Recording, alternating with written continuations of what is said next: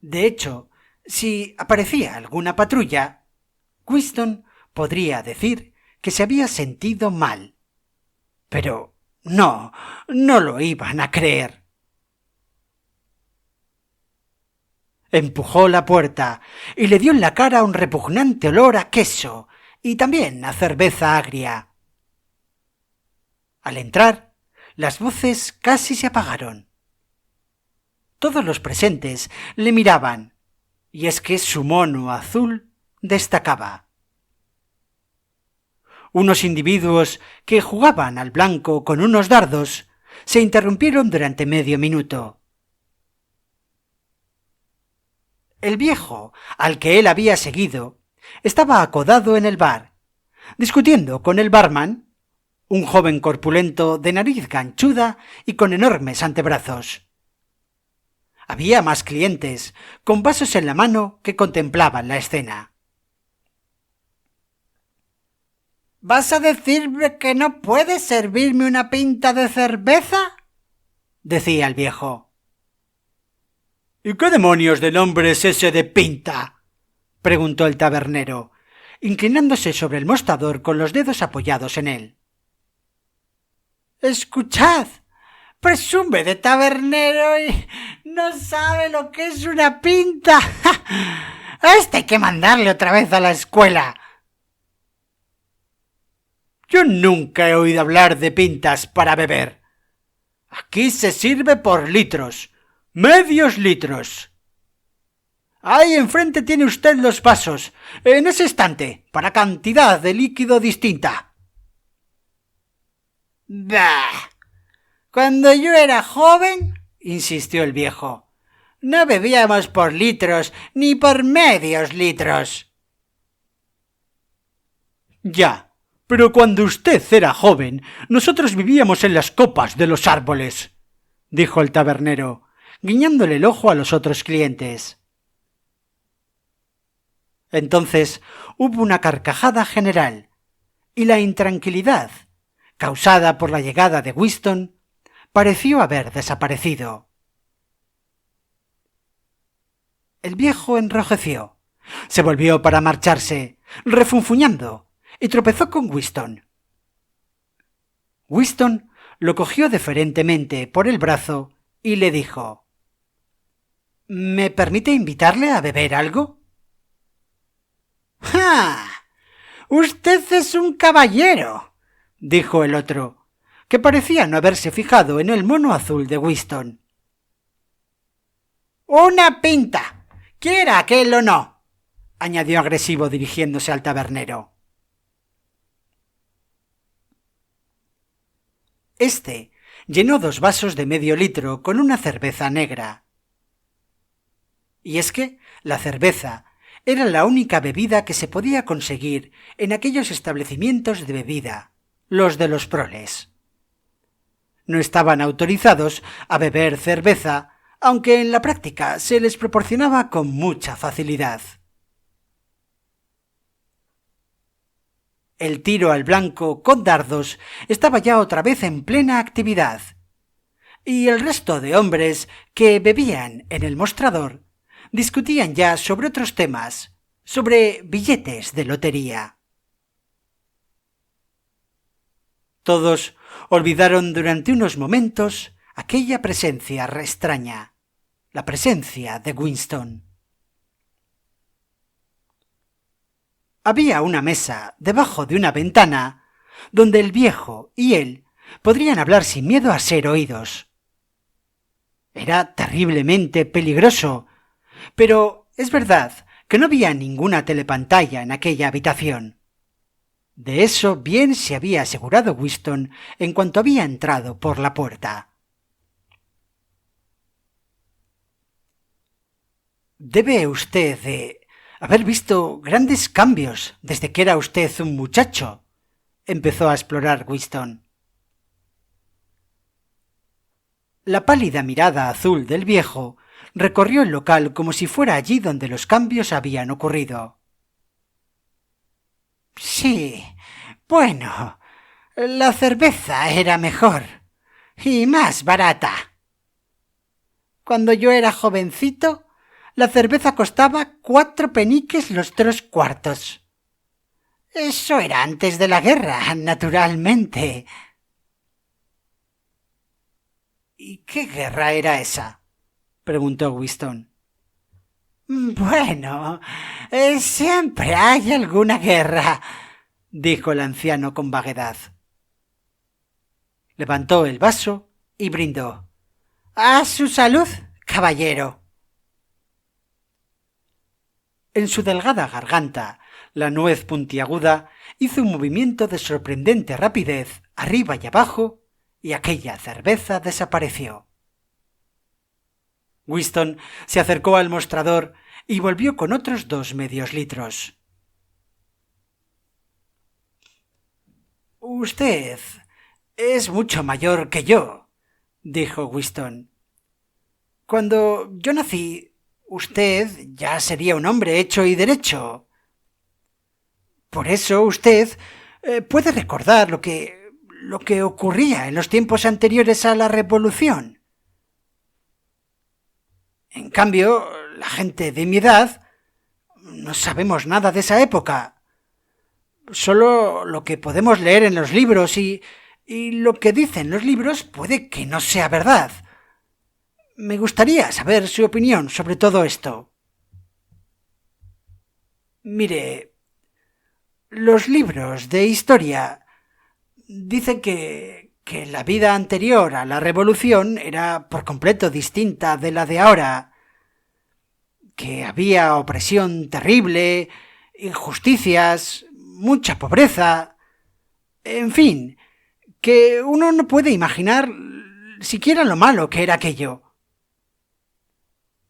Aquí, dicen los libros, en Londres, la gran masa de gente no tenía para comer desde que nacían hasta que morían, y la mitad de aquellos desgraciados no tenían zapatos.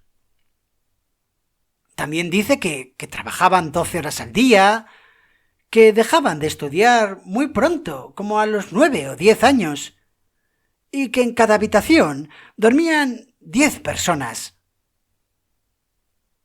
Y al mismo tiempo había algunos individuos, muy poquitos, solo unos cuantos miles en todo el mundo, que eran los capitalistas, que eran ricos y poderosos, y que eran los dueños de todo. Estos sí, estos vivían en casas enormes y suntuosas, con muchos criados, 30 o más. Se movían en autos y coches de 4 caballos, bebían champán y llevaban un sombrero de copa. Es cierto. El viejo se animó de pronto. «¡Sombreros de copa!», exclamó. «Es curioso que los nombre usted. Ayer mismo pensé en ellos. No sé muy bien por qué. Me acordé de cuánto tiempo hace que no se ve un sombrero de copa. Han desaparecido por completo.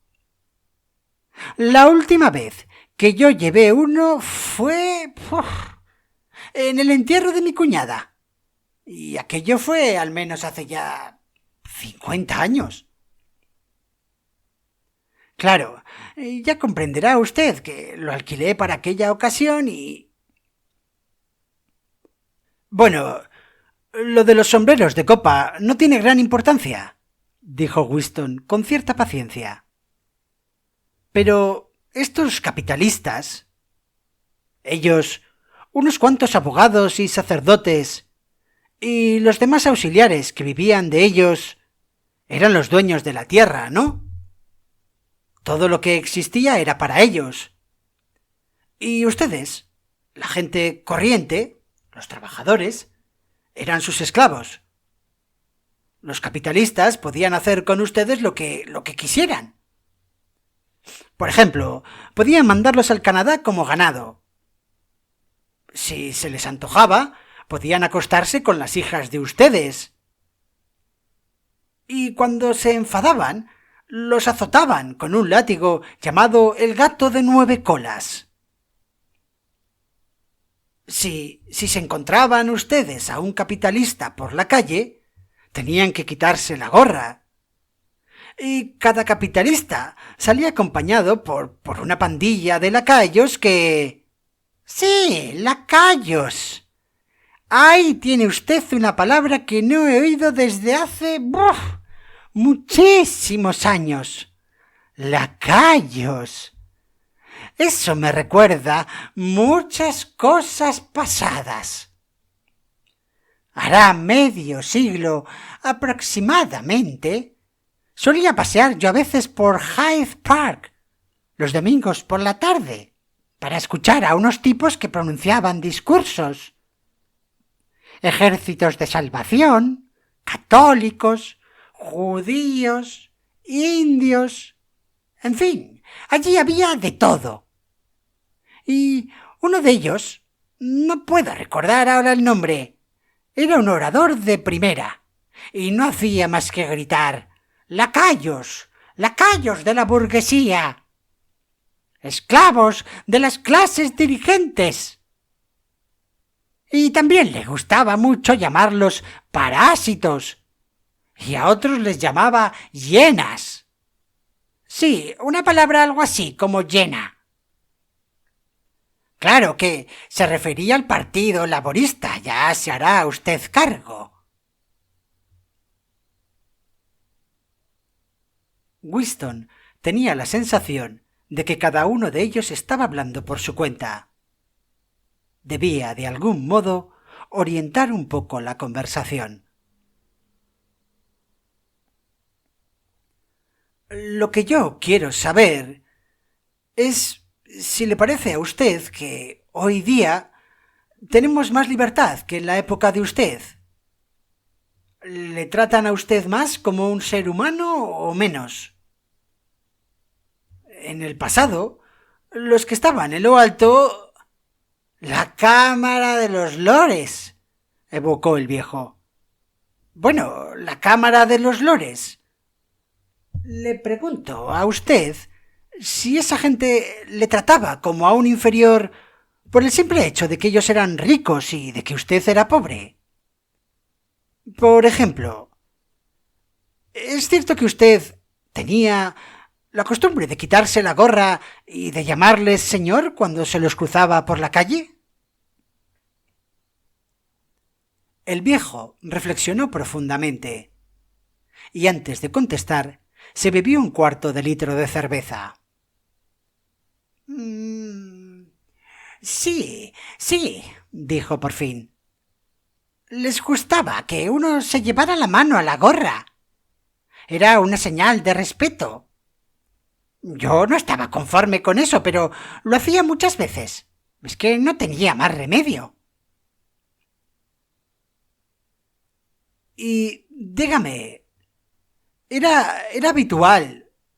Tenga usted en cuenta, repitiendo todo lo que le he leído en nuestros libros de texto de las escuelas.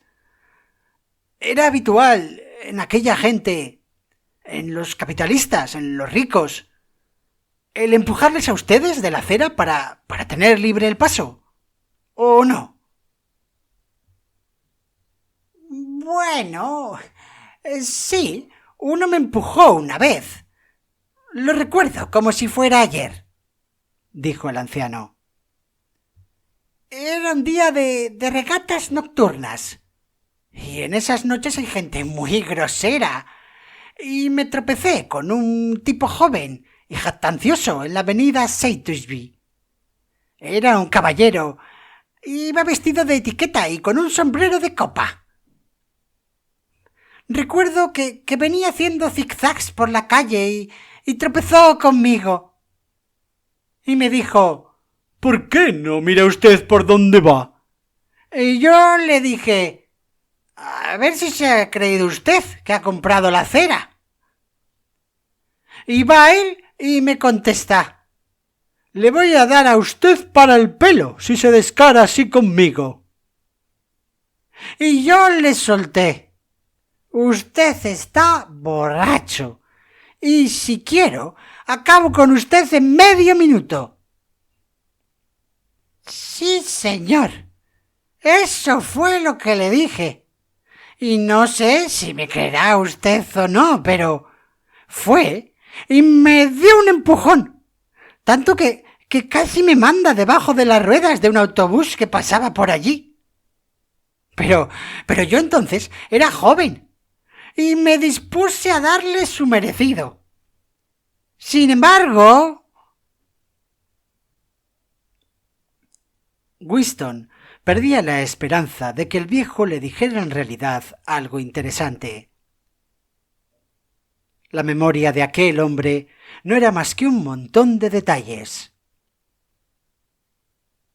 Creía que, aunque se pasara el día con él, interrogándole, no sacaría nada en claro.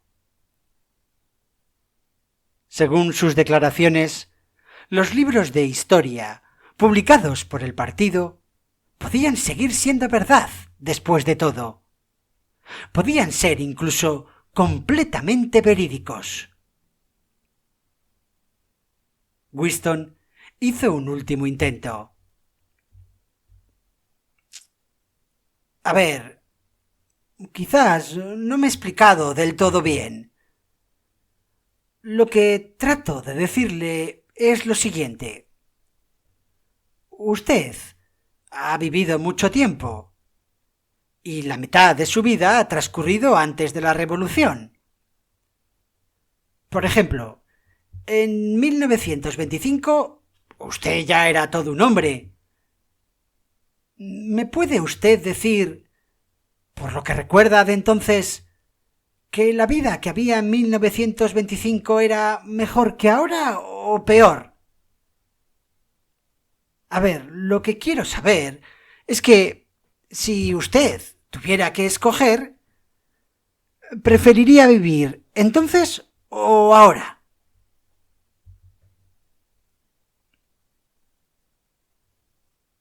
El anciano contempló meditabundo a los que tiraban al blanco. Terminó su cerveza con más lentitud que la vez anterior, y por último habló con un tono filosófico y tolerante, como si la cerveza lo hubiera dulcificado. Ya sé lo que usted espera que le diga. Usted querría que le dijera que prefiero volver a ser joven. Muchos lo dicen porque en la juventud se tiene salud y fuerza. En cambio, a mis años ya nunca se está bien del todo. Tengo muchos achaques.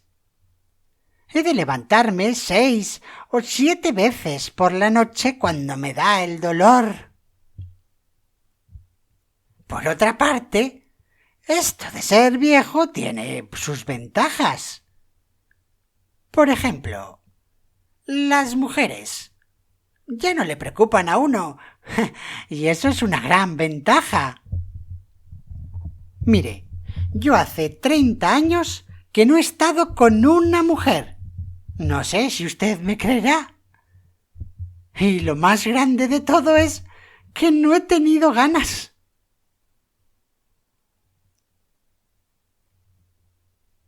Winston se apoyó en el alféizar de la ventana. Se dio cuenta de que era inútil proseguir. Iba a pedir más cerveza cuando el viejo se levantó de pronto y se dirigió renqueando hacia el urinario apestoso que estaba al fondo del local. Winston, por su parte, siguió unos minutos sentado, contemplando su vaso vacío, y casi sin darse cuenta se encontró otra vez en la calle. Dentro de 20 años, pensó, la inmensa y sencilla pregunta ¿era la vida antes de la Revolución mejor que ahora? Dejaría de tener sentido por completo. Ya ahora era imposible contestarla, puesto que los escasos supervivientes del mundo antiguo eran incapaces de comparar una época con otra. Recordaban 1.000.000 de cosas insignificantes, una pelea con un compañero de trabajo, la búsqueda de una bomba de bicicleta que habían perdido, la expresión habitual de una hermana fallecida hacía muchos años, los torbellinos de polvo que se formaron en una mañana tormentosa ya por los años 70. Pero todos los hechos realmente trascendentales quedaban fuera del radio de la atención de la gente. Eran como las hormigas que pueden ver los objetos pequeños, pero que no pueden ver los grandes. Y cuando la memoria fallaba y los testimonios escritos eran falsificados, las pretensiones del partido de haber mejorado las condiciones de la vida humana tenían que ser aceptadas necesariamente, ya que no existía, ni volvería nunca a existir, un nivel de vida con el que pudieran ser comparadas.